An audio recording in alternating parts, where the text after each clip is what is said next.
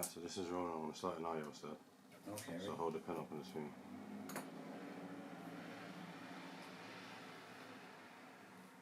الحمد لله نحمده ونستعينه ونستغفره ونعوذ بالله من شرور أنفسنا ومن سيئات أعمالنا من يهده الله فلا مضل له ومن يضلل فلا هادي له وأشهد أن لا إله إلا الله وحده لا شريك له وأشهد أن محمدا عبده ورسوله صلى الله عليه وعلى آله وأصحابه ومن تبعهم بإحسان إلى يوم الدين أما بعد.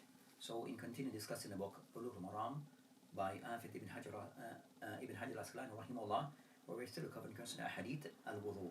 So discussing matter that relates to bab al-wudu, where he had mentioned a series of hadith that relates to kayfiyat al-wudu and the ahkam that relates to wudu. So we'll be continuing from where we had stopped in the last lesson, or we're picking up from the hadith that follows regarding matter that relates to al-wudu, in particular areas of wudu. And today, one of the hadith will be discussing one of those particular aspects of wudu. So the hadith will be read, and then we'll go through the hadith by way of the ahkam and those related matters that relates to the hadith. Tafaddal. Alhamdulillah, wa salatu wa salam ala Rasulillah.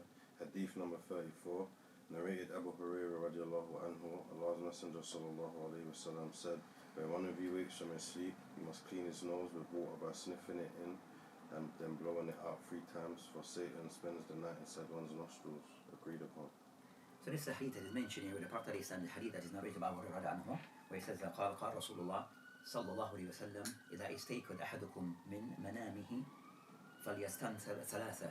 Then he mentioned فإن الشيطان يبيت على خيشومه. So that's the hadith that is mentioned here regarding this matter that relates to of the ahkam of wudu. So the mawdu, so the normal practice that we follow is that one we discuss concerning the rawi of the hadith, who is in this case Abu Hurairah. So the rawi of hadith we have discussed previously, who is Abu Hurairah anhu, who is Abdul Rahman ibn Sakhr al-Dawsi. The next matter that relates to this hadith, as you mentioned, muttafaqun alayh, which states concerning the source of the hadith. So which of the books of hadith have collected this hadith? He mentioned muttafaqun alayh, as the author Ibn Hajar rahimahullah have stated in the introduction of the book, that when he says muttafaqun alayh, it means the hadith in the Bukhari and Muslim. So this hadith is collected both by Imam al-Bukhari in his Sahih and also by Imam Muslim rahimahullah in his Sahih. So that's concerning this hadith. So this mentioned that hadith muttafaqun alayh is one of the highest level concerning authenticity. But so as for takhrij of hadith, by way of adding to what has been mentioned here by the author rahimahullah, that they have mentioned regarding concerning takhrij of the hadith, that is hadith can be found in Sahih Bukhari. Also the hadith is found in Sahih Muslim, the collection of Imam Muslim rahimahullah. Also the hadith can be found also in An-Nasa'i, in his book Al-Mujtaba, which is As-Sughra, and also by Nasa'i in his book As-Sunan Al-Kubra. So Imam Nasa'i rahimahullah, that he has 2 books of the Sunnah, or 2 books of Sunnah. One is called As-Sughra, that's within Kutub al-Sitta, and the other, which is the larger one, it is Sunan Al-Kubra. It is also by the same author An-Nasa'i rahimahullah. Then others who have collected the hadith, also Imam Ahmad rahimahullah in his Musnad. Also the hadith is collected by Abu Awana. So the hadith is collected by Abu Awana and is also in his Musnad. Also Al-Bayhaqi in Sunan Al-Kabir. So Imam Al-Bayhaqi rahimahullah in his book Sunan Al-Kabir, and also Ibn Khuzaymah in his Sahih. So Ibn Khuzaymah rahimahullah also have collected the hadith in his Sahih. Also Al-Baghawi in his book Sharh As-Sunnah. So also collecting this hadith, Al-Baghawi, Imam Al-Baghawi in his book Sharh As-Sunnah.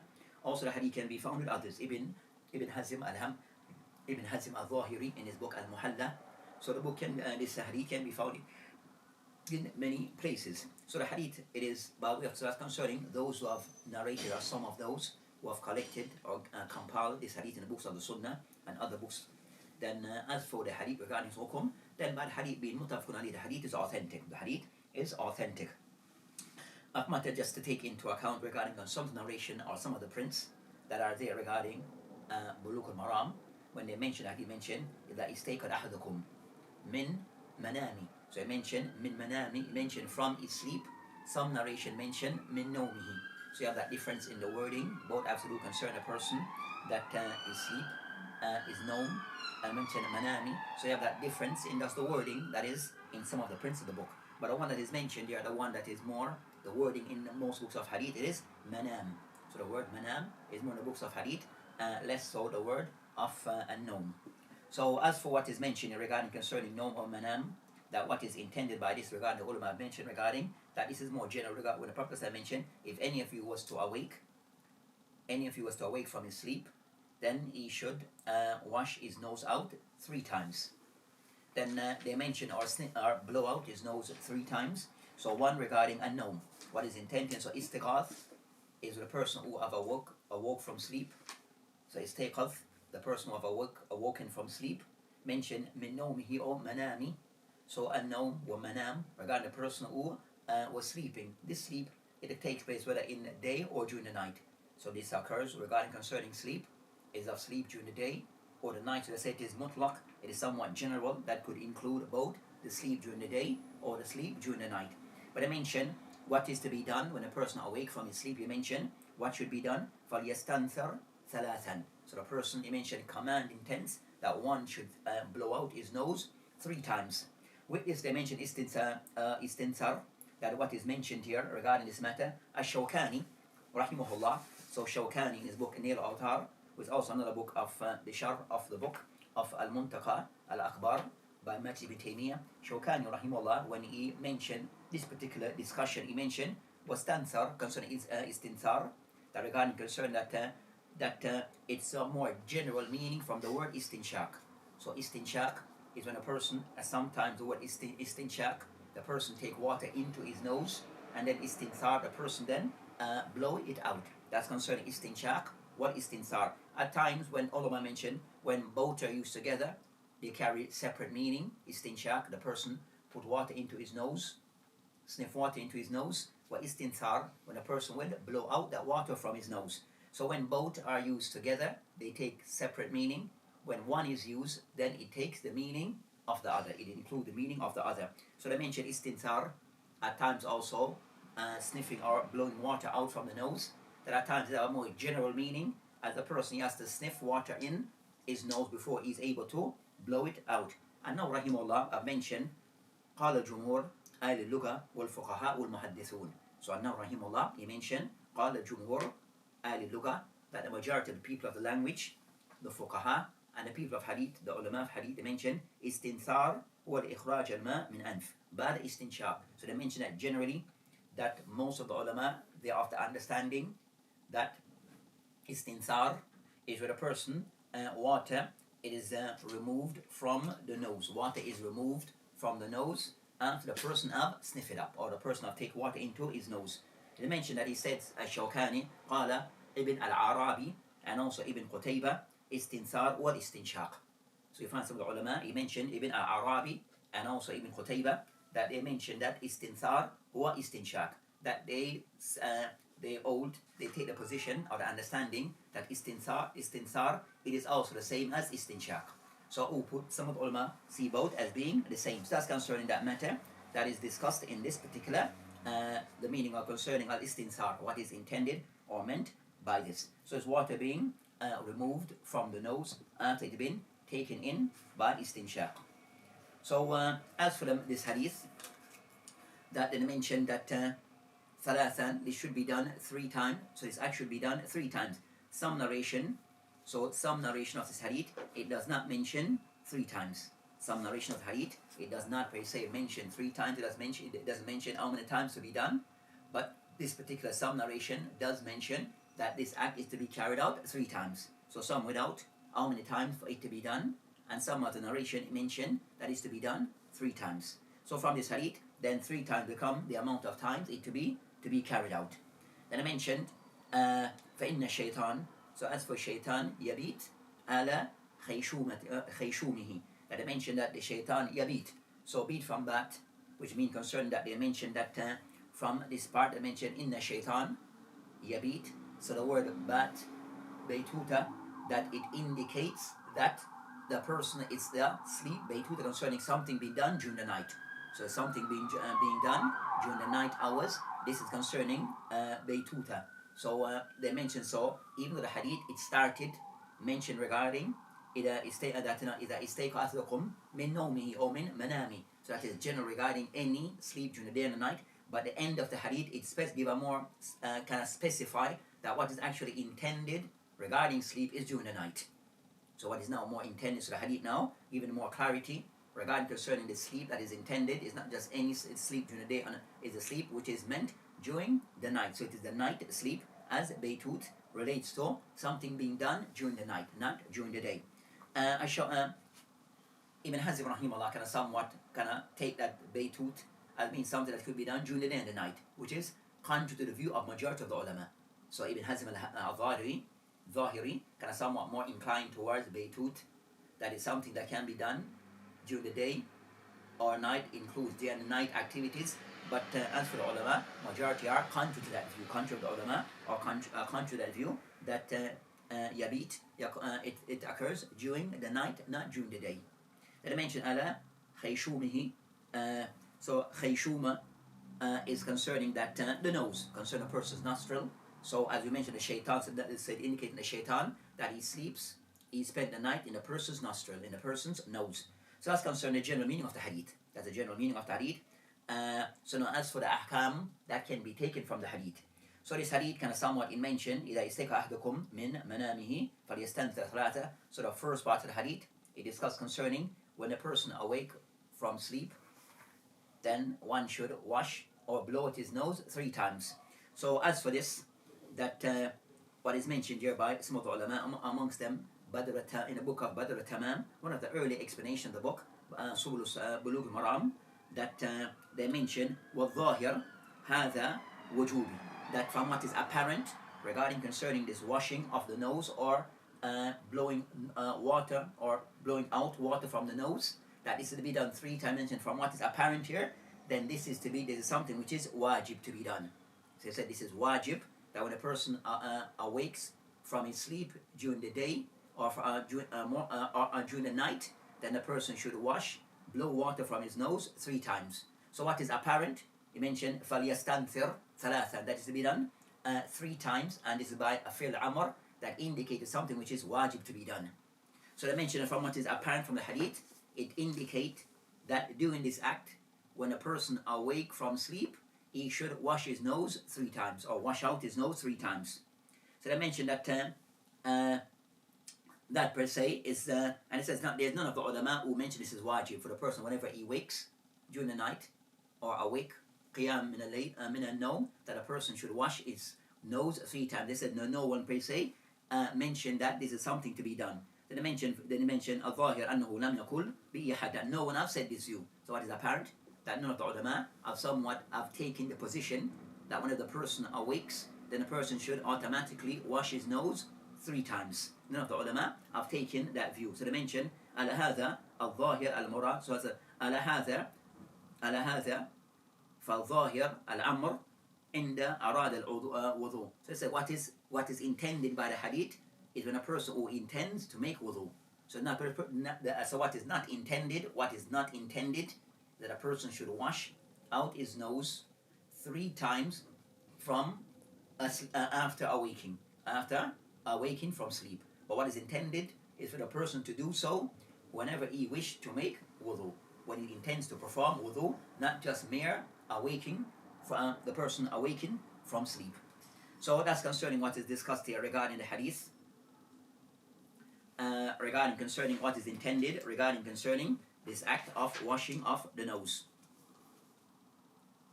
So I mentioned 3 times. So I mentioned regarding concerning acts of wudu in general, doing them once is wajib, as this to be covered more in detail, and also to do so once is wajib if it covers all the area. But if the person wants to do so 3 times, then that is mustahab. So doing an act 3 times, then that is mustahab.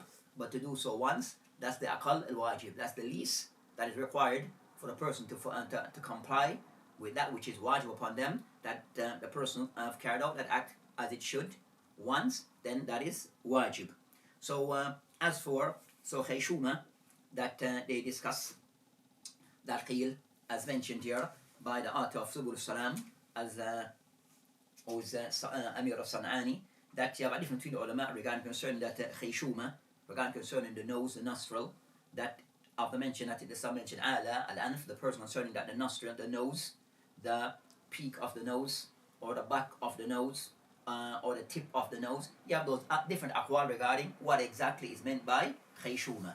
Is it the peak, the back of the nose in general, So you have that discussion between the ulama, but it's within the nose. So it is within the nose that a person, that they are shaitan, the shaitan that yabit, that he sleeps. So as for the ruling regarding concerning al-istinsar, so of those ahkam, of the masail al-fiqhiyah that relates to this particular hadith, they mention one, hukum istinsar. So al-hukum istinsar, the person blowing water from his nose. We have somewhat covered that previous in the hadith of Uthman ibn Affan. So we have somewhat at that general discussion regarding was the hukum regarding al-madmada wa istinshaq, as we discussed them both together. We'll find that a difference amongst the ulama regarding this act. But in general, what can be said regarding istinsar, that of the ulama, so you have aqwal. So amongst them you have aqwal between the ulama. They are all in agreement that istinsar, water being blown out from the nose in making wudu, they mention all is mashru'. It is something which is permissible and to be done. Is it wajib or not wajib? Then that becomes the discussion between the ulama. Of the aqwal, of the statements or the views of the ulama, the opinion of the ulama, they mention al istinsar kal istinshaq, wajib. That of the ulama who mentioned is wajib in relation to wudu. So you have those who mention, so we're discussing in specific wudu in this case, not per se ghusl, but in specific regarding al-wudu. So of the ulama all that istinsar, it is wajib, just as istinshaq, it is wajib. Because so that's the view of some of the ulama, of those who take the view that istinsar, just as istinshaq, is wajib. Of those who align, or of those of that view, we have Ahmed ibn Hanbal, Ishaq, قال به أبو ثور, Ibn Abi Layla, Abu Ubaid, Dawood al-Zahiri, Ibn Mundhir.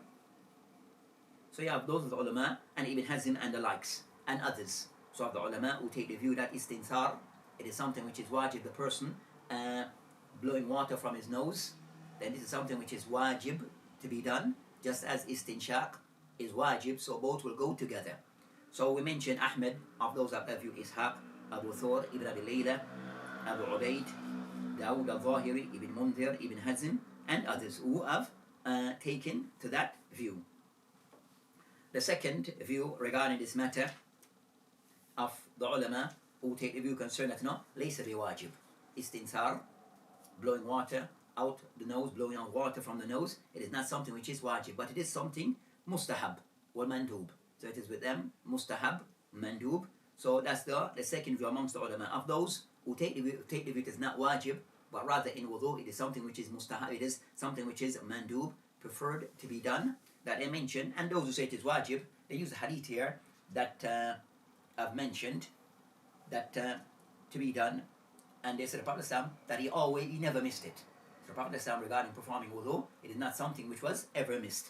Those who say it is something which is mustahab and not wajib, they say that yes, the Prophet always did it, but also they mention that no, it is not mentioned in the ayah of wudu.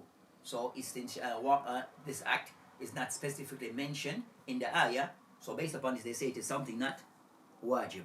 But overall, that's the second view of the ulama. Of those who take this view, we have At-Tabari. So we have Imam At-Tabari, Awza'i, Layth ibn Sa'd, Riwayat and Malik, and narration and Imam Malik, and also the qawl of Imam Shafi.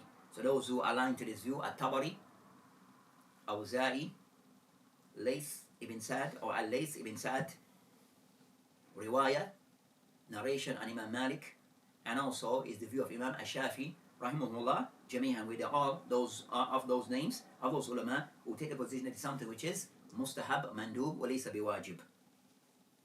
The third opinion on this regarding istinsar fil wudu, they mention anna dhalik, that is something which is wajib fil ghusl wa laysa biwajib fil wudu. So those who, the third view, that make a distinction or separation between washing of the nose in ghusl and that of wudu. So they view that it is not wajib in wudu, but it is wajib in ghusl.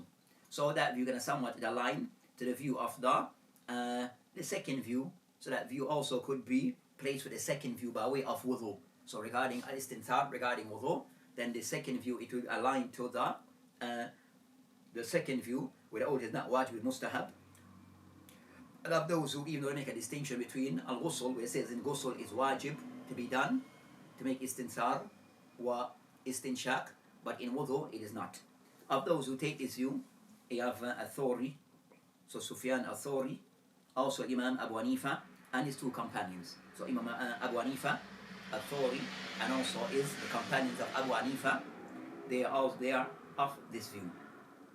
So as for the qawl al-Rajih, so looking at those views, that of those who are concerned that the view that is, the first view that says it is wajib to be done in wudu, that a person istinshaq must be done, but also istinthar will follow as they go together.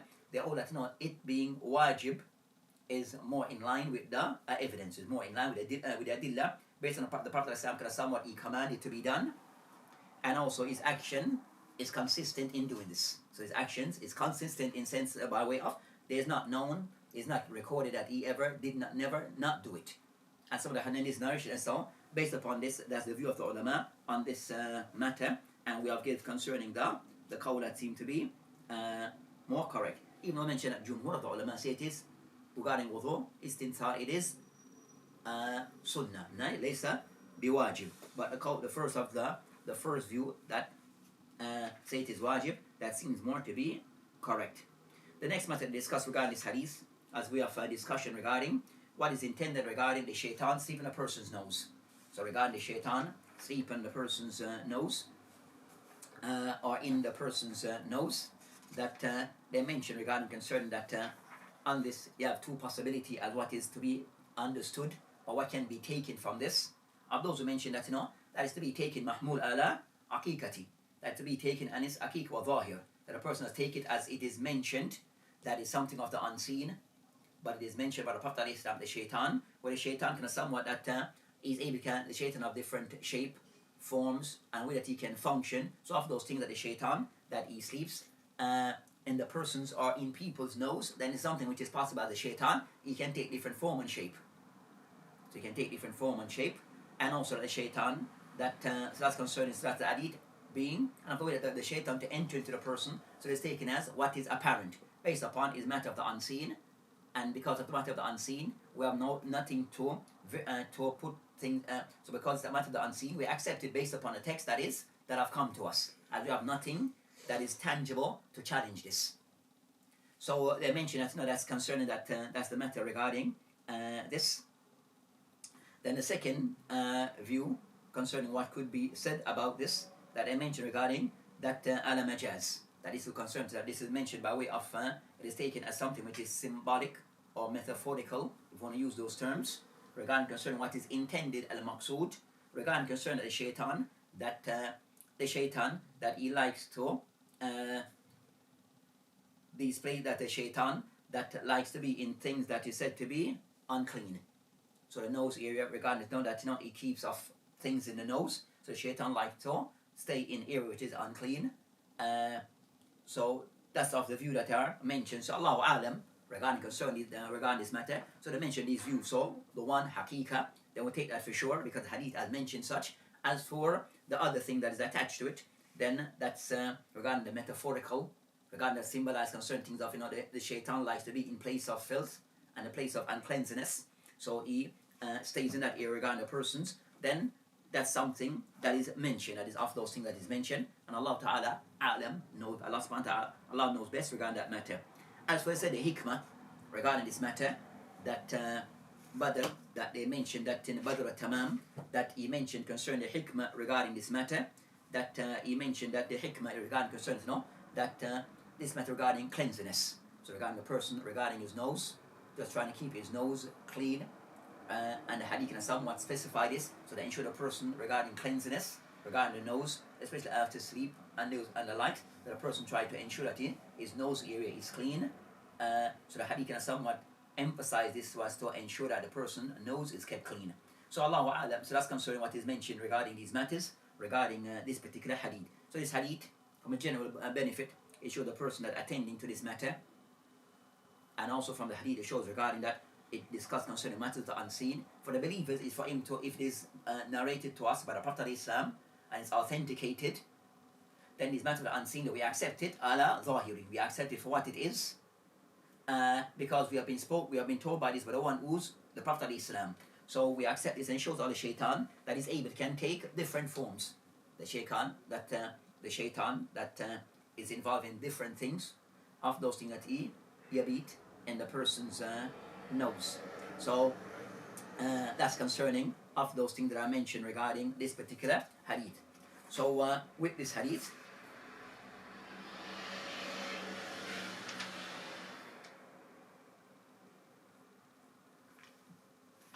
so this hadith is that's concerning this hadith regarding this particular discussion regarding of those matters that relate to the ahkam of wudu. So the hadith is mainly discussed concerning of those acts of wudu that the author that is to be also looked at separately is regarding istinthar, which is a part of the act of istinshaq, which the person ensuring that his nose is kept clean or wash out his nose while performing al-wudu. So with that, inshallah, we'll end with this particular hadith regarding this discussion regarding of those acts of wudu, al-istinthar.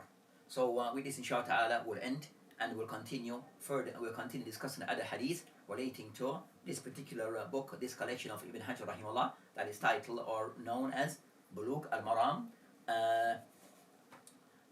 Known as Bulugh al-Maram. So that inshallah will end. وبالله تعالى توفيق وهذه السبيل والآخر الحمد لله. السلام عليكم ورحمة الله وبركاته.